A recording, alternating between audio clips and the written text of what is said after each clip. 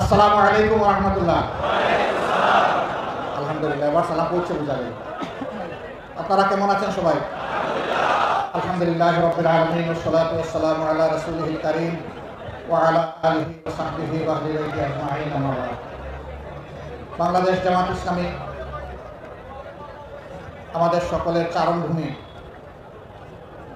এই সিলেট জেলার উদ্যোগে আয়োজিত আজকের এই বিশাল কর্মী সম্মেলনের সম্মানিত সভাপতি, বিশিষ্ট আলেমে দ্বীন, বাংলাদেশ জামাত ইসলামী সিলেট জেলা দক্ষিণ শাখার সম্মানিত আমির, সিলেট জেলা তো এখন আমরা আলহামদুলিল্লাহ আমরা জাতীয়ভাবে ঐক্য চাচ্ছি, জেলাও এক হয়ে গেছে। সিলেট জেলার সম্মানিত আমির জনাব মৌলানা হাবিবুর রহমান, মঞ্চে বসা কেন্দ্রীয় নেতৃবৃন্দ, আঞ্চলিক এবং স্থানীয় দায়িত্বশীল নেতৃবৃন্দ, সম্মানিত কর্মী ভাইয়েরা, আল্লাহ তাবারক ওয়া তাআলার অগণিত শুকরিয়া আদায় করছি যে তিনি আমাদেরকে উন্মুক্ত পরিবেশে এই বিশাল সামিয়ানার নিচে আজকে একত্রিত হওয়ার তৌফিক দান করেছেন। আলহামদুলিল্লাহ, আজ থেকে 6 মাস 1 বছর আগে যা আমরা কল্পনা করতে পারিনি, আল্লাহ তাআলার একান্ত মেহেরবানিতে আজকে তা বাস্তবে পরিণত হয়েছে। সারা বাংলাদেশের আনাচে মানুষ এখন স্বস্তির সাথে শ্বাস নিতে পারছে। এখন মানুষকে আর দামের খেতে মশারি নিয়ে ঘুমাতে হয় না। সারা রাত জেগে জেগে দুর্বৃত্তদেরকে মোকাবেলা করার জন্য প্রস্তুতি নিতে হয় না। এখন আর জেলে যাওয়া আসার সেই মনীষের মিছিল এখন দেখতে হয় না। এখন এই বাংলাদেশে রক্তের হোলি খেলা এখন আর চলে না। আলহামদুলিল্লাহ, সব কিছু আল্লাহ তাআলার একান্ত মেহেরবানি। আমরা যা কল্পনাও করিনি, আল্লাহ তার সেই পরিকল্পনায় বাস্তবায়ন করছেন। আল্লাহ রাব্বুল আলামিনের দরবারে শুকরিয়া আদায় করার পাশাপাশি আমার জনগণ, প্রবাসে অবস্থানরত আমাদের দেশের সম্মানিত সন্তানগণ যারা আছেন, তাদের সকলের প্রতি আমরা কৃতজ্ঞতা জানাচ্ছি। 2006 সালের 28 অক্টোবর লগি বইটার তাণ্ডব দিয়ে মানুষ খুন করে আওয়ামী লীগ জানান দিয়েছিল তারা ভবিষ্যতে ক্ষমতায় গেলে এরকম মানুষ খুন করবে। সেই দিন বাংলাদেশ পথ হারিয়েছিল। দীর্ঘ 17.5 বছর আর পথে উঠতে পারেনি। অবশেষে আল্লাহ তাআলার একান্ত মেহেরবানিতে 24-এর 5ই আগস্ট বাংলাদেশ আবার তার পথ ফিরে পেয়েছে। কিন্তু এই দীর্ঘ পথ পরিক্রমায় অসংখ্য বনি আদমকে রক্ত দিতে হয়েছে, জীবন দিতে হয়েছে। আমাদের মাতার তাজ শীর্ষ 11 জন কেন্দ্রীয় দায়িত্বশীলকে তারা খুন করেছে। কাউকে দিয়েছে ফাঁসি, আর কাউকে জেলের ভিতরে তারা মৃত্যুর দিকে ফেলে দিয়েছে। একজন কেবল আমাদের মধ্যে এখনো বেঁচে আছেন, কষ্ট, যন্ত্রণা, দুঃখ, ব্যথা নিয়ে। তিনি হচ্ছেন আমাদের প্রিয় সম্মানিত ভাই, তৎকালীন ভারপ্রাপ্ত সেক্রেটারি জেনারেল জনাব এটিএম আজহারুল ইসলাম। আমাদের বিশ্বাস ছিল আল্লাহ তার এই বান্দাকে বাঁচিয়ে রেখেছেন বাংলাদেশকে ভালো কিছু দেখানোর জন্য, নতুন কিছু দেখানোর জন্য। আমরা সেই নতুন এবং ভালো কিছু দেখার প্রস্তুতি নিয়েছি এবং আদালতের ন্যূনতম বিচার পেলে তিনি নির্দোষ প্রমাণিত হয়ে আপনাদের বুকে ফিরে আসবেন ইনশাআল্লাহ। আমরা আশা করছি অতি তাড়াতাড়ি তিনি ফিরে আসবেন। মহান রবের দরবারে দোয়া করে আল্লাহ তাকে তাইয়িব হায়াত দান করুন। আল্লাহ রাব্বুল আলামিন তাকে সুস্থতার সাথে রাখুন। একটি নাদুস নদুস সুস্থ মানুষ, আজকে তিনি শুকনো হয়ে 3 ভাগের 1 ভাগ হয়ে গিয়েছে। তারপর এতটাই মানসিক এবং শারীরিক জুলুম করা হয়েছে। 2 মাস 10 দিন একই জেলে ছিলাম, কিন্তু জেলে থাকা অবস্থায় তার মুখখানি আমাকে দেখতে দেওয়া হয়নি। নির্দয় আচরণ করা হচ্ছে। এখন হয়তো বা কিছুটা সেই ভাষার নির্দয় আচরণ বন্ধ থেকেছে, কিন্তু তারপরেও তিনি জেলের অন্ধকার প্রকোষ্ঠে আছেন। আপনারা দোয়া করুন অতি সত্ত্বর আল্লাহ যেন আমাদের বুকে তাকে ফিরিয়ে দেন। প্রিয় সম্মানিত ভাইরা, এইভাবে আমাদের শহীদ নেতৃবৃন্দের রক্ত, অসংখ্য সহকর্মীর রক্ত, এদেশের বিরোধী দলের মজলুম কর্মীদের রক্ত, নেতাদের রক্ত, সাধারণ মানুষের রক্ত, আর 18 কোটি মজলুম দেশবাসীর চোখের পানিতেই শেষ পর্যন্ত মনে হয় আল্লাহ কবুল করেছে। মহান রবের দরবারে শুকরিয়া আদায় করে বলি, রাব্বুল আলামিন এইটুকু মেহেরবানি যখন করেছো, তখন এই দেশবাসীর উপরে তুমি পুরোটাই মেহেরবান করো। এই দেশকে স্থায়ী শান্তির দিকে তুমি এগিয়ে নিয়ে যাও, আর স্থায়ী শান্তির শ্রমিক হিসাবে আমাদের সবাইকে কাজ করার তৌফিক দাও। আমরা যেন ওই শান্তির বাংলাদেশ বিনির্মাণে, একটা মানবিক বাংলাদেশ বিনির্মাণে আমরা যেন অবদান রাখতে পারি। আলহামদুলিল্লাহ, একটাই সংগঠন, সবাই স্বীকার করতে বাধ্য, কোনো অপশক্তি তাদের সামনে এই সংগঠনের মাথা নত করাতে পারেনি। হ্যাঁ, আমরা বারবার মাথা নত করেছি আমাদের মাবুদের দরবারে, করতেই থাকবো, কিন্তু কোনো অপশক্তির কাছে ইনশাআল্লাহ আগামীতে আমরা মাথা নত করব। দেশে বিদেশে অনেক ষড়যন্ত্র চক্রান্ত হয়েছে এই সংগঠনের বিরুদ্ধে। আমাদের কর্মীরা সীমাহীন ধৈর্য রয়েছে। এত বড় ক্ষতি অন্য কোনো সংগঠনের বাংলাদেশে হয়নি যত বড় ক্ষতি হয়েছে জামাত ইসলামী এবং ইসলামী ছাত্র শিবির। এই সকল ক্ষতির ফল আমাদের অন্তরে ছিল, সেই ক্ষত ছিন্ন বহন করে আগস্টের 5 তারিখ যখন পরিবর্তন আসলো, আমরা সারা বাংলাদেশের প্রিয় সহকর্মীদেরকে এবং দেশবাসীদেরকে আহ্বান জানিয়েছিলাম, শান্ত থাকুন, ধৈর্য ধরুন, প্রিয় দেশকে গড়তে সাহায্য করুন। আলহামদুলিল্লাহ বাংলাদেশ শান্ত থেকেছে, ধৈর্য ধরেছে। আওয়ামী লীগের সাধারণ সম্পাদক তৎকালীন মন্ত্রী ওবায়দুল কাদের সাহেব বলেছিলেন, একবার নয় বারবার, তার দলীয় কর্মীদেরকে ভয় দেখে আরো পাষাণ হওয়ার জন্য উস্কানি দিতে গিয়ে বলেছে, তোমরা যদি ক্ষমতা থেকে চলে যাও তাহলে ক্ষমতা হারানোর 2 দিনের মাথায় তোমাদের 5 লক্ষ লোককে ওরা খুন করবে। একথা তিনি বলেননি। বাংলাদেশের মানুষ প্রমাণ করে দিয়েছে তোমরা পাগল হতে পারো, তোমরা ক্ষমতার নেশায় অন্ধ হতে পারো, তোমরা দায়িত্ব জ্ঞানহীন পাশবিক চরিত্রের হতে পারো, কিন্তু বাংলাদেশের মানুষ দায়িত্ব জ্ঞানহীন নয়। 5 লক্ষর উপর প্রশ্নই আসে না। 2 দিনের মধ্যে 5 জন মানুষকে হুকুম করেন। জনগণের এই ধৈর্য, মানুষের প্রতি এই দায়বোধ, দেশের প্রতি এই ভালোবাসা একটা মহলের এখন সহ্য হচ্ছে না। তারা চেয়েছিল রক্তের পদ্মা, গঙ্গা, যমুনা, সুরমা বয়ে যাওয়া, তাহলে তাদের রাজ্যে আবার জমে উঠবে দেশে বিদেশে। এটা না হওয়ার কারণে এখন তারা অশান্তিতে আছে, এখন তরপাচ্ছে, দেশের বিরুদ্ধে মিথ্যা প্রপাগান্ডা করছে, দেশ থেকে করছে, বিদেশ থেকে করছে। দেশের মর্যাদা পূর্ণ করার জন্য মিথ্যা গল্প সাজিয়ে বিদেশি বন্ধুদেরকে তারা বিভ্রান্ত করার চেষ্টা করছে। অবশ্য পদে পদে তাদের সমস্ত ষড়যন্ত্র শয়তানি ধরে পড়ে গেছে। মানুষ এখন ঘুমে নয়, সজাগ। আর এই জাতি বিশেষভাবে এখন সজাগ। তারা এই ইতিবাচক পরিবর্তনকে, অভ্যুত্থানকে ব্যর্থ করে দেওয়ার জন্য দফায় দফায় অনেক কাণ্ড করতেছে। তারা জুডিশিয়াল কু করতে চেয়েছিল, আল্লাহ ব্যর্থ করে দিয়েছে। তারা আনসার কাণ্ড করতে কু করতেছিল, আল্লাহ ব্যর্থ করে দিয়েছে। তারা চাকরি কাণ্ড নিয়ে কু করতেছিল, আল্লাহ ওটাও ব্যর্থ করে দিয়েছে। এরপরে তারা ইস্কন কাণ্ড নিয়ে নামলো, আল্লাহ ওটাও ব্যর্থ করে দিয়েছে। শেষমেশ ইস্কনের লোকেরা নির্দয়ভাবে একজন আইনজীবীকে খুন করলো প্রকাশ্য দিবালোকে, ত্রিফলা দিয়ে কুপিয়ে কুপিয়ে। এতটাই তার চেহারা বিকৃত করে দেওয়া হয়েছিল, তার পরিবারের কাউকে তার ইন্তেকালের পর তার চেহারা দেখতে দেওয়া হয়নি। কারণ এই চেহারা দেখে তারা স্থির থাকতে পারবেন না, কষ্টে তারা ভেঙে পড়বেন, এমনকি এর চাইতে বড় কোনো অ্যাক্সিডেন্ট কার হয়ে যেতে পারে। এই জন্য তার বাবাকে পর্যন্ত তার চেহারাটা দেখতে দেওয়া হয়নি। কত নির্মমভাবে তাকে খুন করা হয়েছে। এই খুন করে মূলত এদেশের দেশপ্রেমিক মানুষ, বিশেষ করে মুসলমানদেরকে উস্কানি দেওয়া হয়েছিল, তোমরাও কিছু করো। আমরা তখন সাথে সাথেই তাদেরকে অনুরোধ করেছিলাম, শান্ত থাকুন এবং মাঠ নিজেদের নিয়ন্ত্রণে রাখুন। আলহামদুলিল্লাহ দুটাই হয়েছে, তারা শান্তও থেকেছেন, মাঠও নিয়ন্ত্রণে রেখেছে। ওরা এখন গর্তে ঢুকেছে খুনিরা, কিন্তু তাদেরকে বিদেশ থেকে বাতাস দেওয়া হচ্ছে। আমরা ধন্যবাদ জানাই এই দেশের বিশেষ করে হিন্দু ধর্মাবলম্বী ভাইদের। তারা তাদের বিবেকের জায়গা থেকে প্রতিবাদ করে বলছেন, আমরা শান্তিতে আছি, তোমরা আমাদের শান্তির উপর আঘাত দিও না, আমাদেরকে শান্তিতে থাকতে দাও। ভারতকে তারা বলেছে, আমাদেরকে দিয়ে আর খেলো না, বহু খেলা তোমরা খেলেছো, এখন তোমরা শান্ত হও। আমরা এই দেশে ধর্ম বর্ণ নির্বিশেষে ভালো আছি, ভালো থাকতে চাই। আমরা তাদেরকে অভিনন্দন জানাই। এর আগে কোনোদিন তারা এরকম প্রতিবাদ করেনি, এবার তারা করেছেন। তার কারণ হলো তাদেরও আল্লাহ বিবেক দিয়েছেন। তারা দেখেছে 5 তারিখের পরিবর্তনের পর দায়িত্বশীল দেশপ্রেমিক সংগঠন বাংলাদেশ জামাত ইসলামী, ইসলামী শ্রমিক কল্যাণ ফেডারেশন, স্কুল কলেজ মাদ্রাসার শিক্ষক ছাত্ররা, অন্যান্য বিরোধী দলের লোকেরা, তখন যারা বিরোধী দলে ছিলেন, তারা সকলে এসে বিভিন্ন ধরনের যে সমস্ত প্রতিষ্ঠান আছে সেগুলোকে পাহারা দিচ্ছে, তাদেরকে দিয়ে আশ্বাস দিচ্ছে, সাহস যোগাচ্ছে যে আমরা মিলেমিশে সকলেই বাংলাদেশের নাগরিক।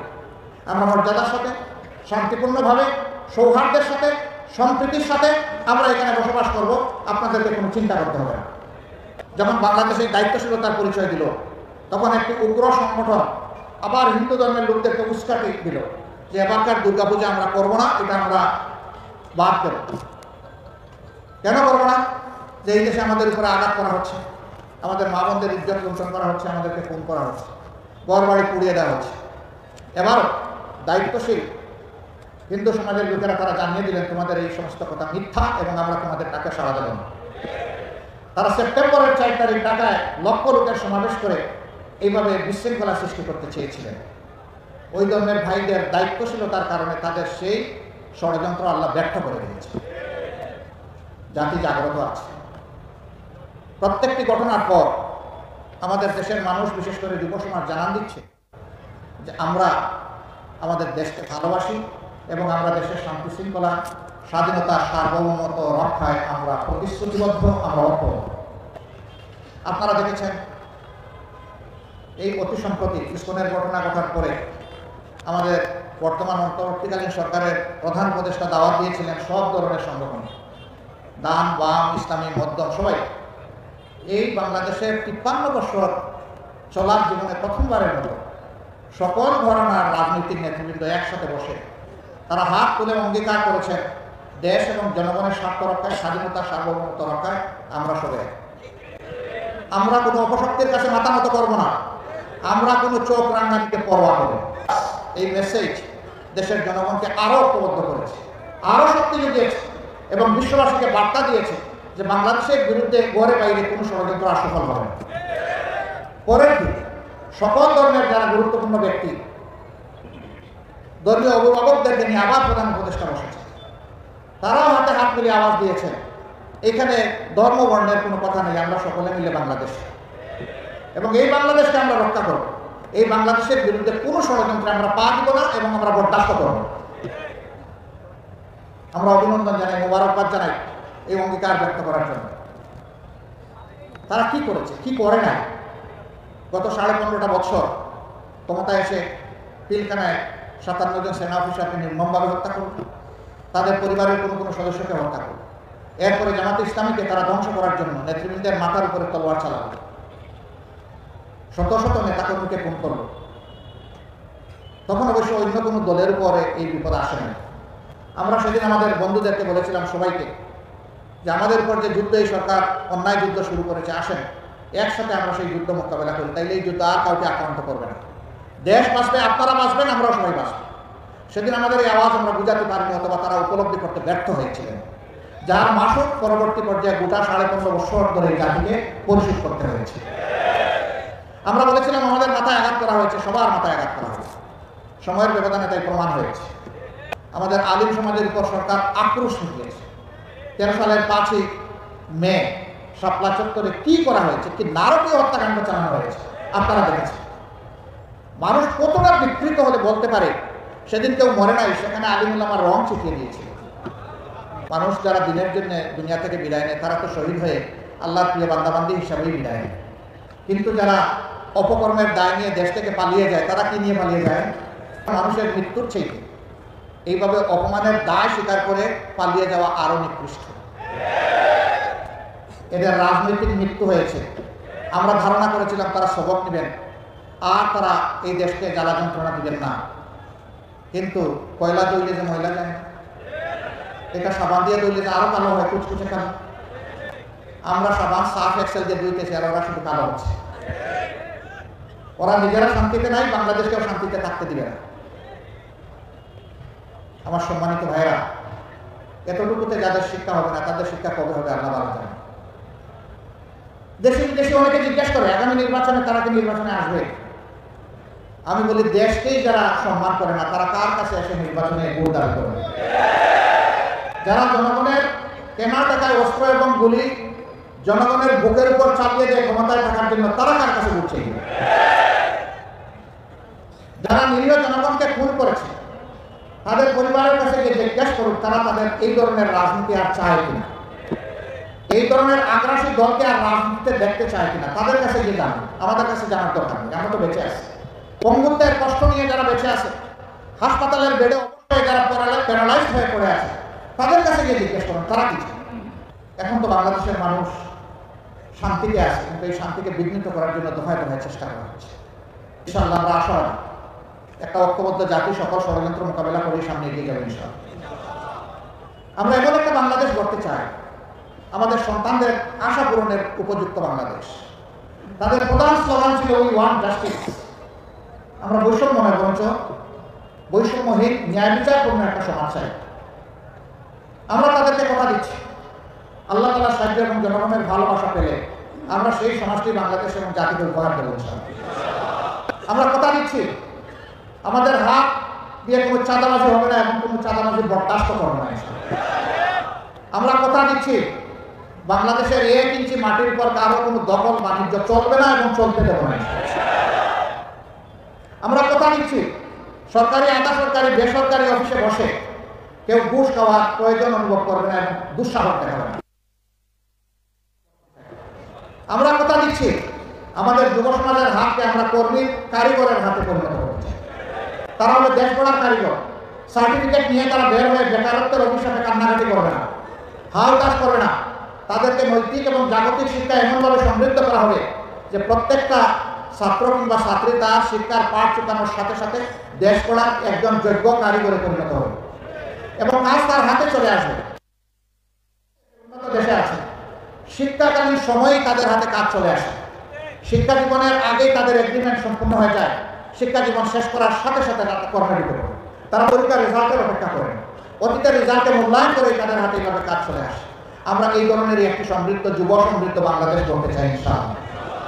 এমন বাংলাদেশ আমরা করতে চাই যেই বাংলাদেশে মসজিদ, মন্দির, চার্চ, প্যাগোডা, মঠ কোন জায়গায় নিরাপত্তার জন্য পাহারা বসানোর প্রয়োজন, বরঞ্চ ঘরে বাইরে নিজেদের ধর্মীয় কাজে, সামাজিক কাজে, পেশাগত কাজে সকল জায়গায় একজন নাগরিক পূর্ণ স্বাধীনতা, মর্যাদা এবং নিরাপত্তা ভোগ করবে ইনশাআল্লাহ।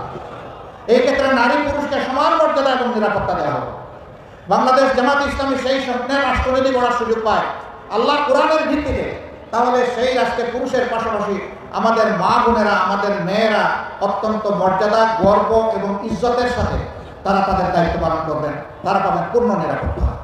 এখন সমাজের বিভিন্ন জায়গায় কাজ করতে গিয়ে না পান তারা নিরাপত্তা, না পান তারা মর্যাদা। সেদিন তারা মায়ের মর্যাদা পাবেন, সহদরা বোনের মর্যাদা পাবেন, ঔরসজাত মেয়ের মর্যাদা পাবেন ইনশাআল্লাহ। এবং ঘুরে ফিরে আমরা তাদেরকে পূর্ণভাবে মায়ের মর্যাদায় অভিষিক্ত করব।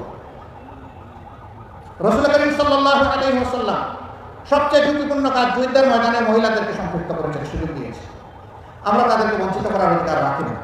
তারা তাদের যোগ্যতা, দক্ষতা অনুযায়ী তারা রাষ্ট্রের কাজে অবদান রাখে।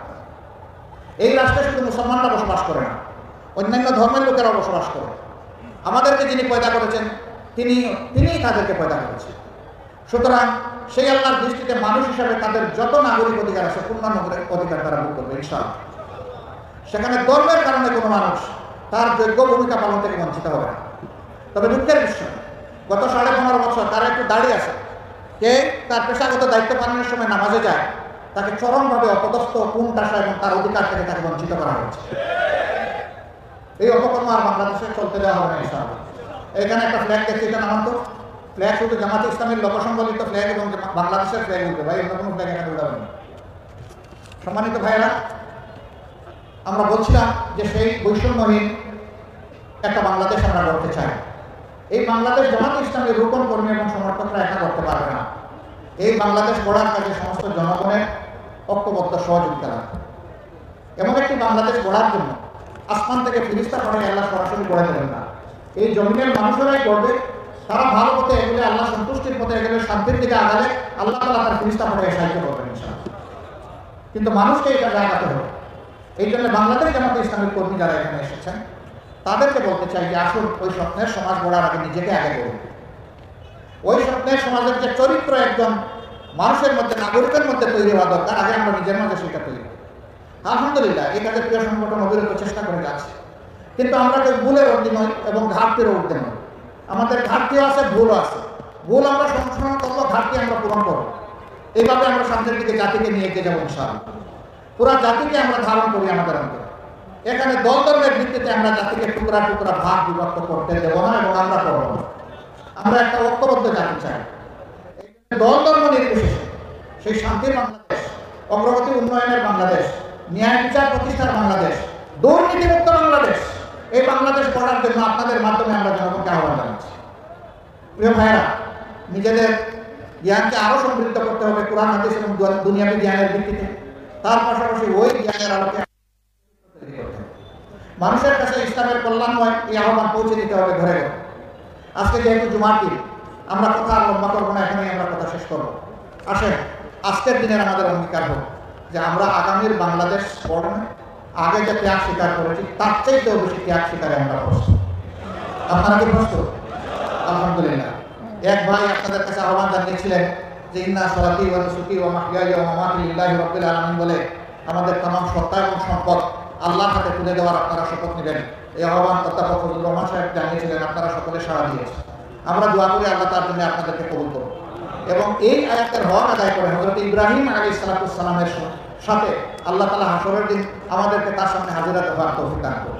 তিনি আমাদের রূহানি পিতা। আর এই ওয়াদাটা তিনি সরাসরি আল্লাহর কাছে করেছিলেন। আল্লাহ তাআলার এত ভালো লেগেছিল এই ওয়াদা, এর বরকতে আল্লাহ তাআলা তাকে বলেছিলেন মিল্লাতে আবিকুম ইব্রাহিম ওয়া সাম্মাহুল মুসলিমিন। সমস্ত মুসলিম মিল্লাতের নেতা পিতা হচ্ছেন ইব্রাহিম আলাইহিস সালাম এবং তিনি নাম রেখেছেন মুসলমান।